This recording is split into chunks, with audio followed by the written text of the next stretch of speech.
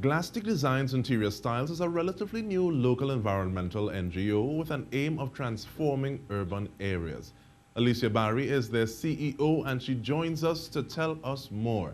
Good evening, ma'am, and how are you? Good evening. I'm fine, thank you. Thanks for having me. Our pleasure. Now, I want you to give us an overview of the company, but you need to start with the idea behind the name. Because when I hear Glastic, I say, is it glass, is it plastic? How far am I Exactly off? so. So take Exactly me through so. it.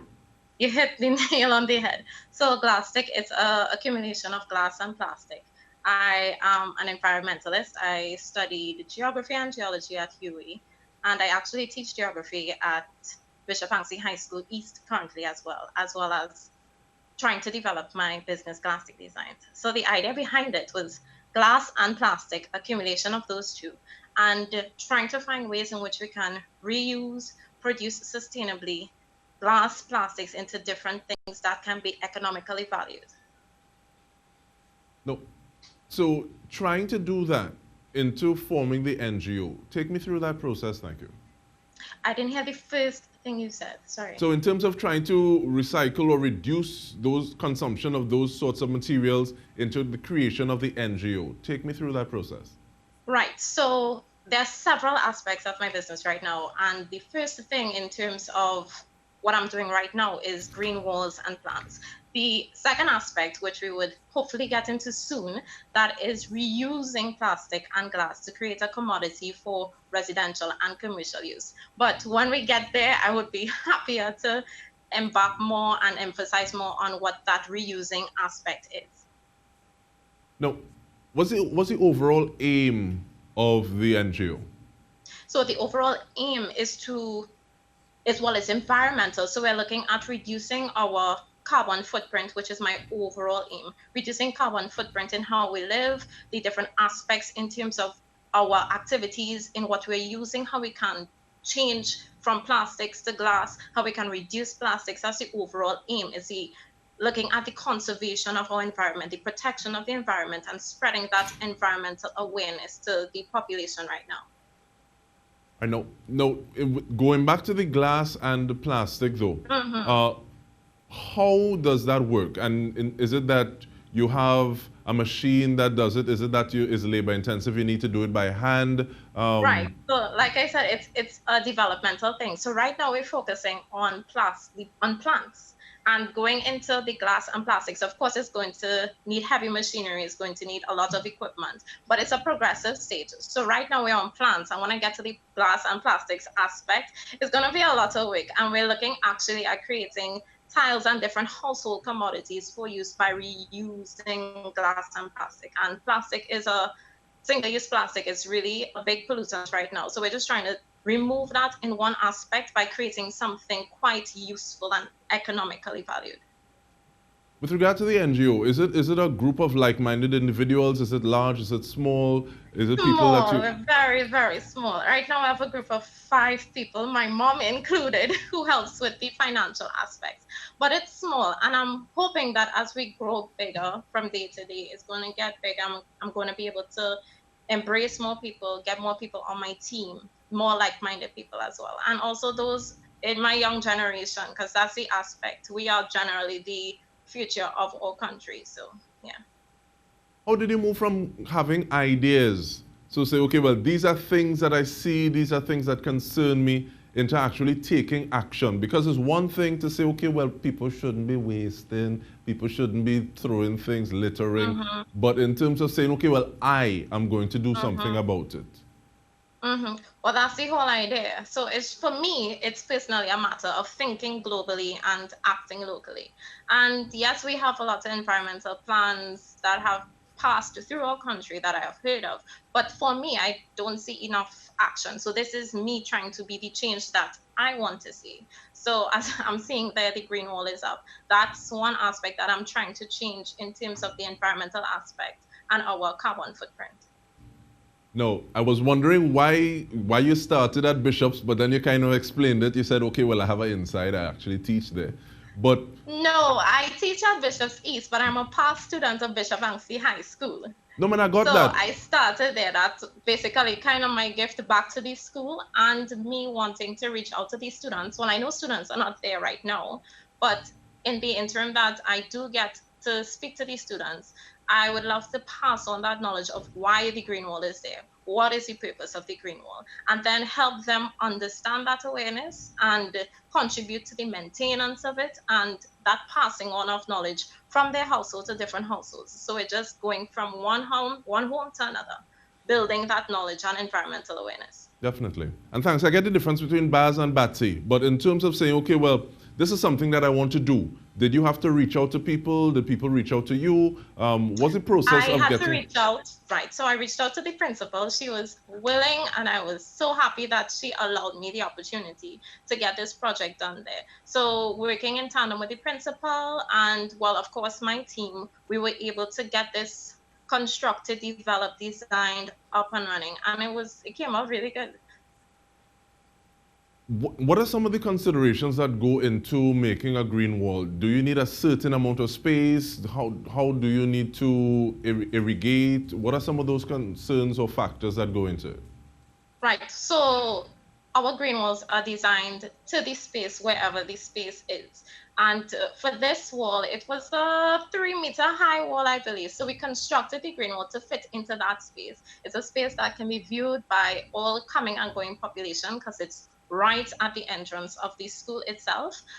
In terms of irrigation and stuff, that took some time because I had to chart out how it's going to water, how it's going to be self-sustainable without students having to climb up and water, or me personally having to come in and maintain it on a daily basis. So it's a self-sustaining green wall. The irrigation and everything is built into the wall itself. You can't see it because it's nice and neatly packaged, like a cute little gift. And what I do, that's me there. You just see me or another member of my team just going in to maintain, ensure that no pests have taken over any of the vegetation that's on the wall, and ensure that it continues to look sustainable and flush as possible. And that was my next question, because it's one thing to set it, but sometimes there's some things you could set and forget, but there are other things in terms of possibly needing to trim. Well, you answered, so students don't need to climb to water it. No. But in terms what students can do, they can help in maintenance, but probably on the level that they can reach. I wouldn't want to put any students in danger to tell them go climb up a ladder or anything. But in terms of that, and probably helping with fertilization, they could do that. But on a more technical level, we would be responsible for the maintenance. And maintenance is key for the sustainability and the longevity of a green wall. What also goes into what you decide to actually use in that green wall? Because I think some plants may be better suited than others, but what is it from your take that goes into it? Well, yeah, of course, certain plants. You have, well, a green wall plants can range from nice tropical plants or to plants that need more maintenance from plants that need less maintenance. For this wall, I went with plants that can handle a certain amount of sunlight. You can't put plants that don't take too much sunlight because then they would wilt essentially. So it's just me looking at the plants, the aspects of the plants, and saying, okay, if it can fit into this green wall, depending on how much light that wall is going to get, depending on the water, the amount of water that plant needs to get. So it's all tailored to the needs of the plant. For this one, of course, I got my plants from Aranguez nurseries, and they were so helpful. They also helped me in understanding the plant, understanding the needs of the plant, and all of that is gain knowledge for me and how I'm going to go on to the next project as well. And that brings the topic of partnerships up, but we will continue with that when we return. Stay with us.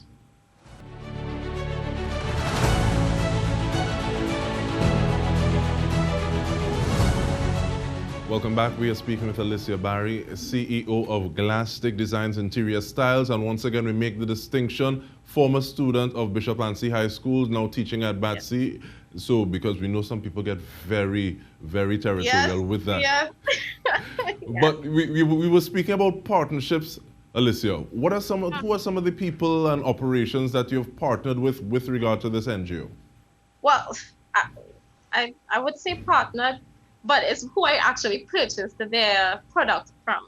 So in terms of my plants, I'm grateful to Aranguez Nurseries. They provided one aspect of plants to me. Paradise Plants. We have a lot of nurseries there with good customer service, good plants. Paradise Plants was also one. They provided a good number of plants for me as well. And I also worked with Styrofoam Limited. They were a major component in the structure of the green wall. So those were the three main companies that I worked with. Moving forward, moving forward during this pandemic, what have operations been like during this period? Well, for us, this is our first project, our first pilot project, so I can't really compare it to anything from the past. But I didn't look at the pandemic as a holdback from actually trying to pursue something. I think people are more in tune to media right now, and they're looking at everything that's happening locally. So I took this as the opportunity. Okay, let me get this out there. People are more online, on social media, on different platforms. So let me get this out there and just added to the importance that the environment plays with human health and how we can then sustain environmental sustainability. Now, with these ideas in mind and the fact that you're actually taking things in hand and trying to create the reality that you want to see, I want to ask you, what are some of the things that you might be looking at in the budget, and what do you hope to see? In the budget, well, we would love to see a lot more things based on environmental aspects or way forward in terms of environmental sustainability protection. What is the country going to do along that aspect in terms of clean energy, transitioning away from our energy source of fossil fuels? So I would love to see a bit more in terms of the environmental aspect, but I know a lot is going on. I know the budget has other focuses, but that's something us entrepreneurs in the environmental field would love to see. And with regard to your interaction with the tourism industry, because I think that is one of the ways that you were angling your business, Yes. what kind of Yes. interaction are you hoping to have? Right. So green walls are quite aesthetic, and they model my business based on what I see globally. Example, Melbourne, Australia. They are one of the cities that are green in terms of the way they use their energy and in terms of green walls. And green walls, they are very aesthetic and they can market tourism.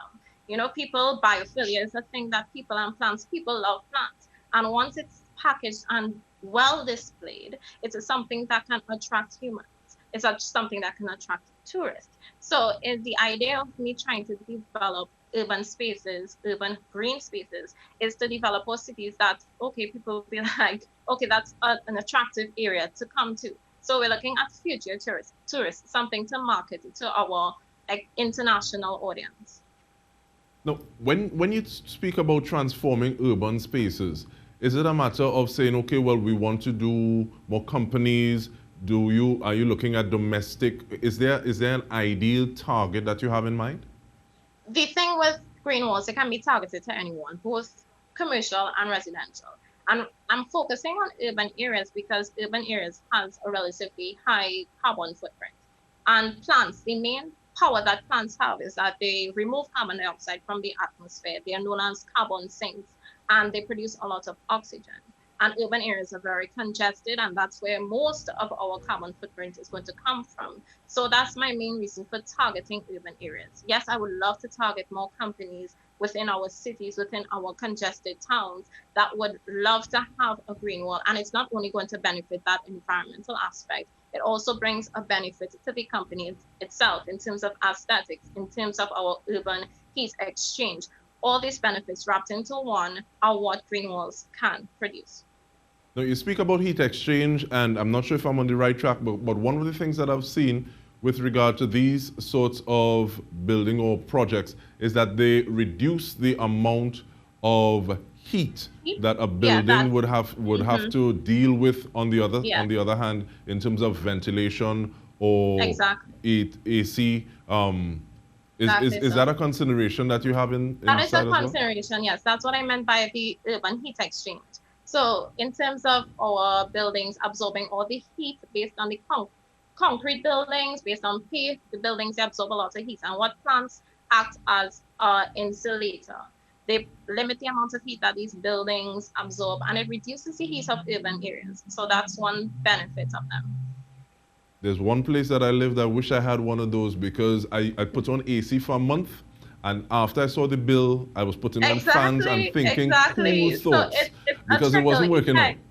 Exactly. So once you have that reduction in heat, you're gonna have the reduction in your energy bills. It's a ripple effect, which is quite good. But how do people contact you? Is it a matter of saying, okay, well, we reach out to you and then you get a quotation, you need to do a site visit? How does that take place? Right. Well, I'm reaching out to people. I mean, I'm reaching out to people. People can reach out to me as well. And the first thing is a site visit. I have to assess the area, assess the size of the wall, how big you want the wall, and then we're going to go into structural assessment because it works with the structure of the building and I want it to be as strong and as sustainable as possible. And then we do a quotation from there. Okay, once again, I want to go back to maintenance because you touched on it already. But if it is, as opposed to saying, okay, well, the wall is vertical, the person has built and they have a flat roof, can it be done there as well? And if so, is it a matter of the person actually having to go and maintain? You're talking about a roof garden? Roof garden, or I'm just taking that vertical wall and putting it flat on top of the roof garden. Yeah, you can. And that's where it's development step by step that we're taking it. And from vertical, we're going into developing roof gardens. And that's another aspect of vertical gardens itself. So that's a completely different structure, completely different element, because you have to think of the sustainability of someone's roof. And we don't want any leakage or structural damage of the roof into the internal structure of the building. Is it a lot more water that you need to use in terms of like the plumbing system that the individuals would have already? Or is that something that you take into consideration at the site visit as well? All of that I take into consideration because for the irrigation system, we have to know what type of watering system is already present within the building itself. So all that has to be considered, where we can tap to then draw a line from their present watering system into our irrigation system. So all of that is all connected, me assessing the entire structure of where the wall is going to go on that compound, and then how we can then build a green wall. Now, what's your ideal scenario? And I asked that, well, asking you to think big.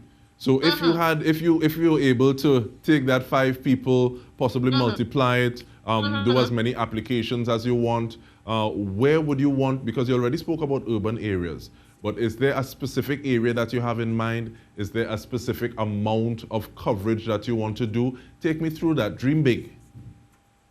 Of course, I have been dreaming big all the time. I want to tackle Port of Spain because that's where I live. That's where I want to see some change. First of all, it's the capital of our country. Tackle Port of Spain. I want to tackle different compact towns within the country itself. Going to Tobago, of course, because you cannot leave out Tobago. And my projected aim is to go regionally. I just want to develop Trinidad and Tobago and the region as a whole. We're seeing it out there in all these developed countries, but it's not here regionally and locally. And it's just being that change that you want to see, so starting locally, Trinidad and Tobago, and of course, moving across the region. That's my aim. All right, so this final question, we're keeping it short and sweet because it's 2. How do people contact you in terms of contact info? I also want to know how you feel to know that your mother supports you to the point that she's a part of this initiative. Parental support is the best that you can ever get. She helps me and she gives me my drive. And because I want to be the support that she needs now, I'll keep pushing for her and for myself. In terms of contact, persons can follow our Instagram page, that is at Glastic Designs Interior Styles.